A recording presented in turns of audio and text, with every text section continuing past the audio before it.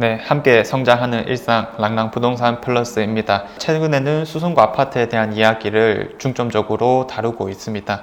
우리가 여러 가지 금액대 물건들이 분명히 있겠지만은 아무래도 수성구를 보시는 분들은 사실상 좀 더 좋은 인프라를 원하시는 경우가 많을 거기 때문에 오히려 가격이 올라갈수록 좀 선호되지 않을까라는 생각이 많이 들긴 하는데, 지난 2, 3억대 물건에 이어서 오늘은 4, 5억대 물건들을 한번 바라보도록 하겠습니다. 꽤 괜찮은 입지 안에서의 물건들은 이 4, 5억대부터 시작을 하기 때문에 평소 수성구를 좀 바라왔던 분들이라면 오늘 좀 더 주목해 보시면 좋을 것 같습니다. 자, 여느 때와 같이 수성구 아파트들의 실거래 내역들을 살펴보았습니다. 2023년 1월 1일부터 오늘 날짜는 2월 26일까지 거래된 내역이었고요. 총 15개의 단지가 69건의 거래를 이루어냈었습니다. 이게 딱 84 타입을 기준으로 4, 5억대만 책정한 거니까 거래량들이 확실히 좀 살아났구나 라는 것을 체감할 수 있겠고요. 이 중에서 너무 외곽이 있다라거나 사람들 관심에 떨어질 것 같다라는 것은 제외를 시키고 지도상에 한번 표시를 해보았습니다. 사실 우리가 수성구를 바라보는 입장은 대부분이 학군지를 비롯한 인프라에 관심이 많다 이렇게 여겨지기 때문에 그 측면에서 한번 구분을 해볼 수가 있을 것 같거든요. 대구에서 가장 학군이 뛰어나다라고 하는 범사 만삼 주변이 될 수 있을 거고요. 그 다음에 이제 범어 내거리, 그 다음 그 외 지역들로 나눠볼 수 있겠습니다. 자, 그렇게 되었을 때 범사 만삼부터 한번 시작을 해보게 되면 가장 최고의 학군지라고 할 수 있는 범사 지역 안에는 직접적으로 우리가 투자할 수 있는 4, 5억대 물건들은 단 하나도 없었습니다. 84 타입 기준입니다. 자, 그런데 이런 범사 지역에서 조금 내려간 황금 지역이라거나 혹은 만삼 지역의 오래된 아파트라면 4, 5억대에서 충분히 살 수 있는 것들이 있었거든요. 자, 그래서 황금동은 2000년대식 아파트, 캐슬 골드파크 1단지부터 4단지 이렇게 이제 시작을 하고요. 자, 그 다음에 이제 만삼 지역은 만촌 우방 1차가 되겠습니다. 자, 그리고 두 번째 입지 포인트라고 할 수 있는 범어 내거리를 중심으로 우리는 어떤 것들을 좀 투자를 해볼 수 있을까. 자, 아무래도 가장 좋은 학군지에서는 조금 멀어졌기 때문에 준신축급으로 살 수 있는 것들이 늘어난다라고 보시면 되겠습니다. 가장 오래됐다라고 볼 수 있는 수성 태영 대시안 같은 경우 2008년식이고요. 그리고 이제 주변에 있는 정말 많이 언급되는 곳들이죠. 롯데캐스터 퍼스트나 아니면 이편한 세상 범어, 한동짜리이긴 하지만 브라운스톤 같은 경우에는 모두 2015년식으로서 준신축급들에 해당하는구나, 이렇게 간단하게 또 잡으시면 되겠고요. 자, 그 다음에 이제 이런 학군지에서 조금 멀어졌다라고 했었을 때 우리 입장에서는 신축급들을 노리는 것이 맞을 것이다, 이렇게 말씀드릴 수 있겠습니다. 자, 그래서 또 흔하게 보았던 중동의 신축급 아파트들이죠. 수성 효성 해링턴 플레이스부터 시작해서 골드 클래스 이런 것들, 나머지도 사실상 좀 비슷한 환경이다 라고 보시면 되겠고, 자, 그 다음에 이제 3호선을 쭉 내려갔었을 때 지산역 지나서 범물 지역에 신축 아파트가 하나 있습니다. 수성 하늘채 르레브라고 하는 곳이고요. 이런 것들도 2020년에 들어온 것으로서 5억대면 충분히 접근할 수 있겠구나, 이렇게 보시면 되겠습니다. 자, 그 다음에 2호선 끝으로 갔었을 때 신축급이라고 할 수 있는 수성 알파시티 동아일시, 여기서 너무 많이 언급을 했던 것이죠. 자, 2019년식이 있고요. 그 다음에 이제 기존의 대장가 아파트였던 효성 백년가약이라는 곳이 있습니다. 주상복합 아파트이고 또 이제 사월역에 직주 연결이 되어 있기 때문에 지금 뭐 상징성도 아주 뛰어나다라고 볼 수 있겠는데 연식이 좀 오래되었어요. 바로 뒤에 또 CG 라운 프라이빗 이라던가 신축 아파트가 일단 들어오긴 했기 때문에 이런 것들의 할인 정책에 따라서 사실 이 가격들이 계속 영향을 받을 수밖에 없다라고 보여지는 상황이고요. 자, 그래서 간단하게 이 포인트들을 다시 정리해보자면 주요 포인트는 다음과 같습니다. 먼저 우리가 가장 눈길이 가는 범사 만삼 인근의 학군지라고 했었을 때는 아쉽게도 구축 정도만 우리가 노려볼 수가 있다. 자, 다시 한번 말씀드리지만 4, 5억대 84 타입 물건들을 위주로 계속 말씀을 드리고 있는 겁니다. 자, 그리고 범어 내거리 주변이라고 했었을 때는 준신축급들, 그래도 한 2015년식의 것들을 우리가 몇 가지 살 수 있다라고 볼 수가 있겠고, 사실상 5억대가 넘어가 줘야 된다, 이렇게 이제 볼 수 있겠습니다. 자, 그 다음에 이제 먼 곳이라고 했었을 때, 즉 범어동이나 만촌동 이런 데서 멀어진다라고 했었을 때 2호선 끝, 3호선 끝, 그리고 중동 지역들이 될 수 있겠죠. 이런 것들은 우리가 신축급으로 4, 5억 되면 충분히 살 수 있는 것들이 있다라고 말씀드리겠습니다. 자, 그래서 이 구역별 가격 순위들을 한번 정리해 보자면, 자, 먼저 우리가 습관적으로 한번 상기시켜 봐야 되는 것은 항상 이 대출이 어떻게 나올 수 있을까 부분이 될 수 있을 건데, 현재 특례 보금자리로 이제는 외워도 좋을 것 같아요. 자, 9억 밑에 물건들에 대해서 5억까지 대출을 해주고요. 금리는 4%대에서 우리가 받을 수 있고, 그리고 DSR 적용이 안 되고, 자, 그래서 이런 기본적인 사항들을 가지고 있었을 때 이런 4, 5억대 물건들이 사실상 가장 부담이 좀 덜하면서도 우리가 좀 좋은 입지로 접근할 수 있는 금액 시작이지 않을까라는 생각들이 듭니다. 자, 그래서 아까 전체적으로 한번 살펴보긴 했지만은 이제까지 제 영상에서 크게 언급되지 않았던 곳들을 위주로 다시 한번 설명을 좀 드려보도록 하겠습니다. 자, 먼저 캐슬 골드파크 오랜만에 나왔죠. 자, 황금동에 있는 아파트이고, 사실 기존에 있던 황금 주공 아파트들이 재건축이 되었었는데 우리 대구에서 정말 빠르게 재건축된 아파트들이다. 그래서 이미 재건축되었음에도 불구하고 15년이 훌쩍 넘어간 연식을 보유하고 있습니다. 자, 보통 많이 하는 질문이 뭐냐면, 이 캐슬 골드파크라고 했었을 때는 1단지, 2단지, 3단지, 4단지, 그리고 마지막 5단지가 있는데 어디가 가장 선호되나요? 라는 질문을 많이 하시거든요. 자, 그리고 보통 이제 사시는 분들의 공통적인 대답은 4단지가 많이 선호된다라고 하십니다.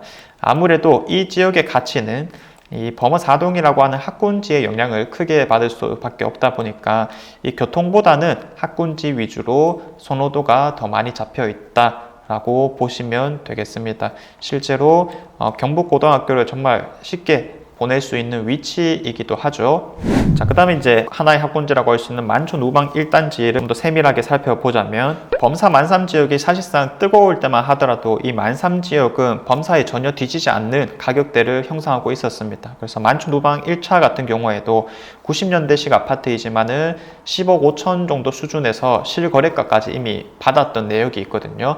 자, 그런데 지금은 5억 후반까지 호가가 떨어졌다라고 볼 수 있겠고, 이 지역을 보고 우리가 남아를 키우기 좋은 곳이다, 대륜고등학교가 있기 때문인 거죠.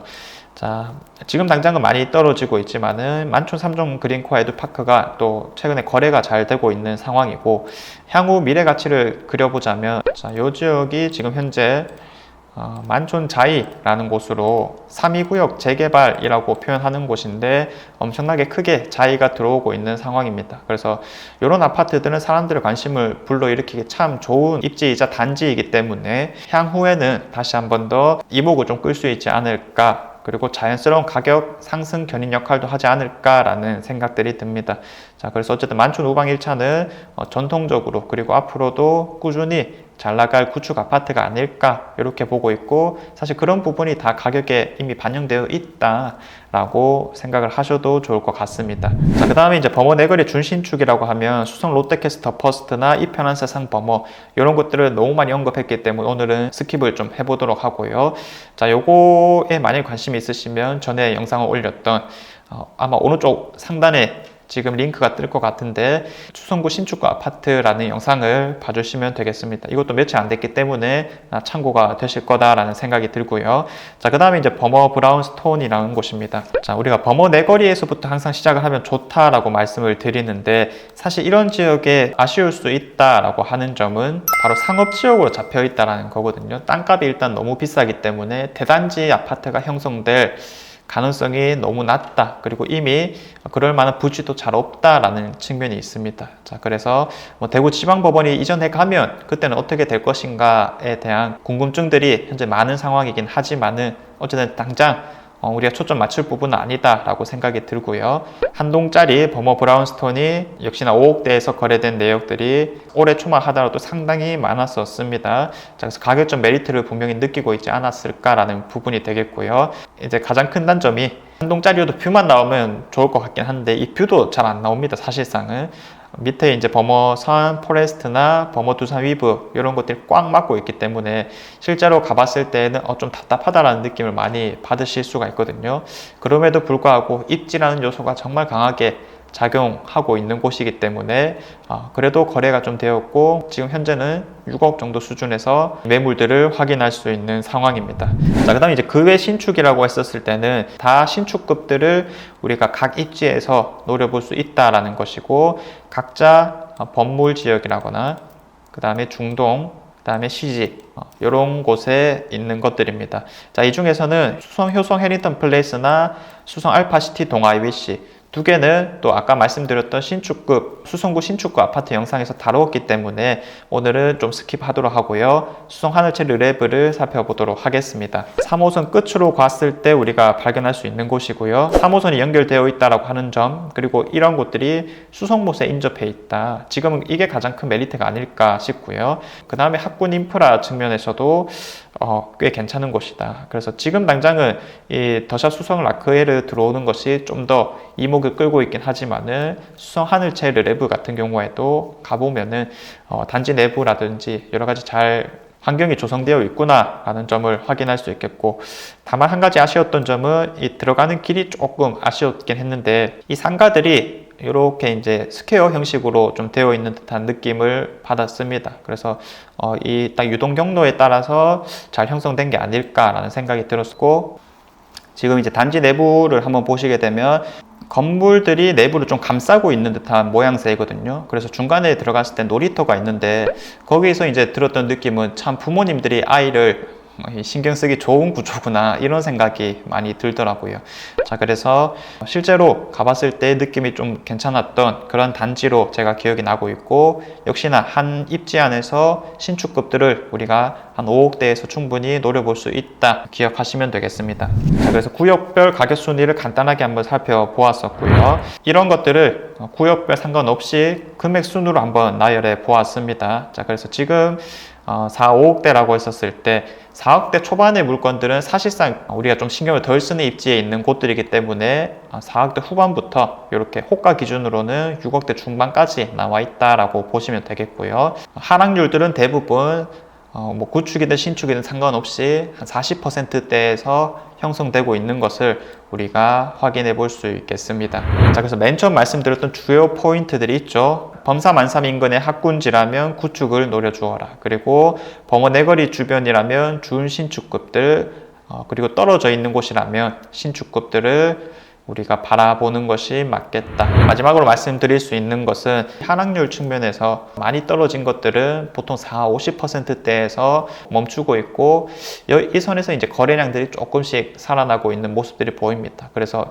이런 거래량 대비 호가가 높은 것들이 오히려 또 나타나고 있는 시장이기 때문에 뭐 당장 어떠한 결정은 내리지 않는다 하더라도 지금부터는 대비하는 시기가 맞습니다. 방금 말씀드린 포인트대로 입지별 아파트를 먼저 선택하시고요. 모니터링 해야 됩니다. 이 아파트 모니터링이라고 하면은 별거 없죠. 아파트의 생김새를 먼저 알고요. 주변 인프라를 눈으로 한번 보셔야 됩니다. 그리고 매물과 실거래 내역들을 꾸준히 모니터링 하게 되면 그거 이상의 준비는 사실상 필요 없다라고 생각을 하고 있거든요. 최소한 여러분들은 아무것도 안 하는 것은 아니다 라고 말씀드릴 수 있겠습니다.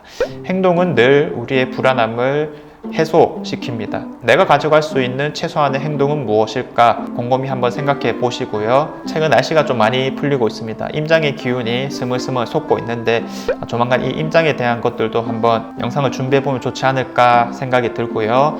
오늘도 좋은 하루 보내시길 바라겠습니다. 자, 제가 준비한 내용은 여기까지고요. 다음에도 좋은 내용으로 찾아오도록 하겠습니다. 감사합니다.